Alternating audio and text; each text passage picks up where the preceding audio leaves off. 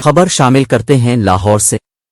صدر ڈاکٹر عارف الوی 9 سپٹمبر 2023 کو اپنی مدت مکمل کرنے کے بعد بھی نئے صدر کے انتخاب تک صدارتی عہدے پر فائز رہیں گے، جبکہ اکتوبر کے پہلے ہفتے یا ستمبر کے اواخر میں عام انتخابات کے انعقاد کی تجویز زیر غور ہے۔ قومی اسمبلی 13 اگست کی بجائے 4-5 روز قبل تحلیل کیے جانے پر بھی غور ہے۔